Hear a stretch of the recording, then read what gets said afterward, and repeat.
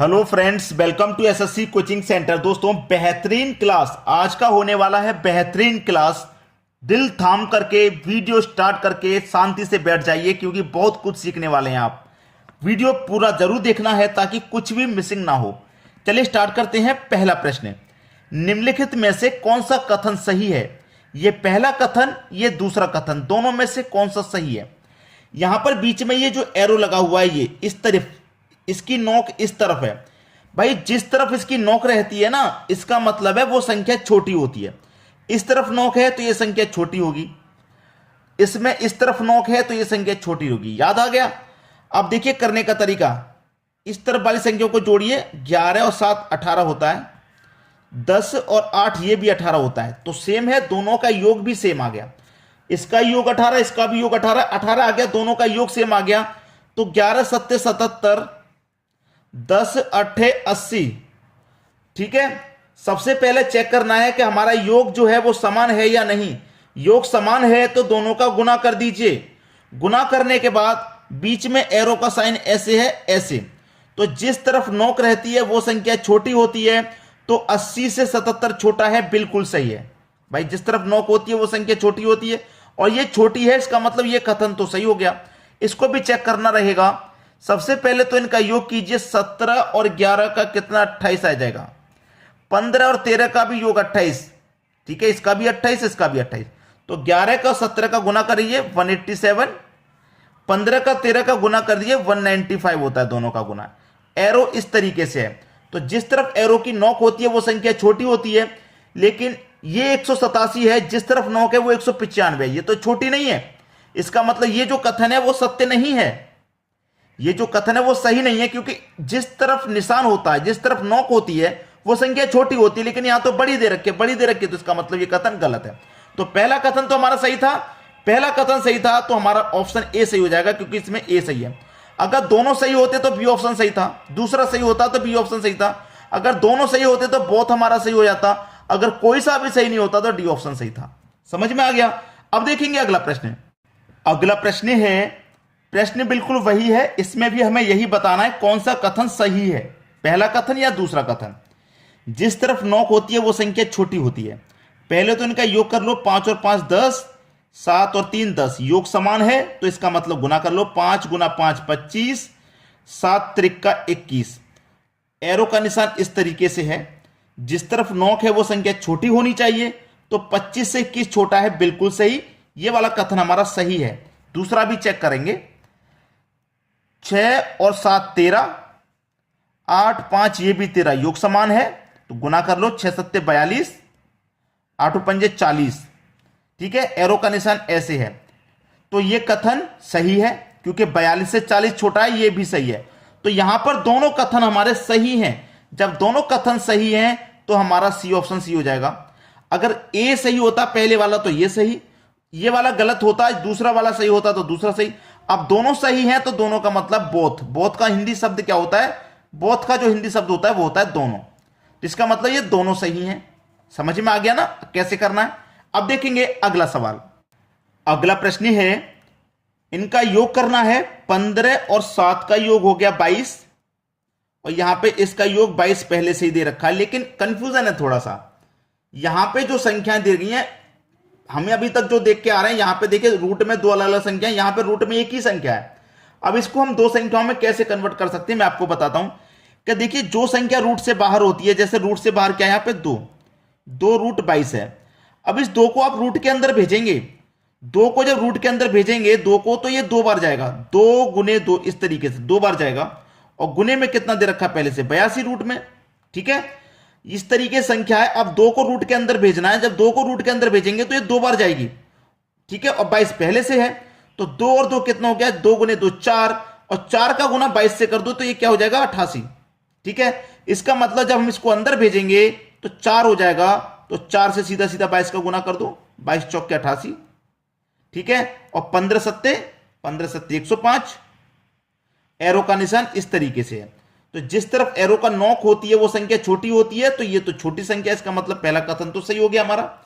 दूसरे कथन की तरफ बढ़ते हैं। सबसे पहले जोड़िए, 17 और 5 22, 20 और 2 ये भी 22 हो गया। ठीक है, 17 पंजे 85, 20 दुने का 40। एरो इस तरीके से है, तो जिस तरफ नॉक होती है वो संख्या छोटी होती है, लेकिन यहां तो बड़ी दे रखी है। जब बड़ी दे रखी है तो दूसरा कथन तो गलत हो गया, पहला ही कथन हमारा सही है, पहला ऑप्शन बिल्कुल सही। आराम से समझ में आ गया। अब देखेंगे अगला प्रश्न। अगला प्रश्न है, प्रश्नवाचक चिन्ह के स्थान पर क्या आना चाहिए। प्रश्नवाचक चिन्ह यहां पर दे रखा है, देखिए हमारे पास जो समीकरण है इसको हम सॉल्व करेंगे। 36 डिवाइडेड बाई 6। ऑफ का मतलब क्या होता है, ऑफ का मतलब होता है का मतलब गुना। कितना, 3 बराबर क्या आएगा वो हमें बताना है। ठीक है, अब देखिए बोर्ड मास के अकॉर्डिंग सबसे पहले तो डिवाइड सॉल्व होगा, तो 6 से 36 6 बार में चला जाएगा, गुने 3 बचा। ठीक है, बराबर क्वेश्चन मार्क। 6 त्रिक का 18, तो क्वेश्चन मार्क की वैल्यू कितनी आ गई भाई, 18। ये आपका आंसर हुआ 18। पहला ऑप्शन बिल्कुल सही हो गया। ठीक है, पहला ऑप्शन क्या हो गया भाई, पहला ऑप्शन हो गया आपका बिल्कुल सही। अब ये सही नहीं है, ये गलत, बच्चे कर गए गलत। सही क्या है, सही तो आप अब सीखेंगे। सही क्या है, सही तो आप अब सीखेंगे। कैलकुलेशन आपने बिल्कुल सही की है, लेकिन शायद बोर्ड मास का नियम आपको नहीं पता। बोर्ड मास का नियम आपको नहीं पता। मैं इधर लिख देता हूं, बोर्ड मास में सबसे पहले देखिए, मैं लिख दूं पहले बोर्ड मास, BOD, बोर्ड मास। ठीक है, बोर्ड मास। बी फॉर हम ब्रैकेट सॉल्व करते हैं, ये जो ब्रैकेट होते हैं हमारे, हम सबसे पहले बी फॉर ब्रैकेट सॉल्व करते हैं, फिर सॉल्व करते हैं ऑफ। ओ का मतलब ऑफ, ऑफ का जो साइन होता है वो गुना का होता है। फिर करते हैं डी का मतलब डिवाइड, एम का मतलब मल्टीप्लाई, ए का मतलब एडिशन, एस का मतलब सब्सट्रैक्शन। तो हमारा पास यहां पे ऑफ दिया गया है, ऑफ। तो डिवाइड से पहले सॉल्व होता है ऑफ, ऑफ का मतलब गुना ही होता है, लेकिन पहले ऑफ को हम सॉल्व करते हैं। तो प्रश्न हमारा ये रहा, तो पहले कौन सॉल्व होगा, ऑफ। डिवाइड से पहले ऑफ को हम हल करते हैं। ठीक है, तो ऑफ का मतलब गुना होता है, तो 6 त्रिक का 18, तो ये 36 था, डिवाइडेड बाई दोनों का सॉल्व किया 18, 6 त्रिक का 18 आ गया। अब सॉल्व कीजिए, बराबर का क्वेश्चन मार्क, 18 से 36 को कटा दो, 2 बार में जाएगा। आपका सही जवाब 2 है, ए नहीं। बोर्ड मास का नियम नहीं पता हो तो याद कर लेना, नोट कर लेना यहीं पे। ऑफ को सबसे पहले सॉल्व करेंगे, ब्रैकेट, ब्रैकेट के बाद ऑफ, डिवाइड से पहले ऑफ। ऑफ दे रखा था ना, तो इसको पहले कर लो, 6 त्रिक का 18, 18 से डिवाइड दे दो 36 में, 2 बार जाएगा, क्वेश्चन मार्क की वैल्यू 2 आ गई, बात खत्म। अब देखेंगे अगला प्रश्न।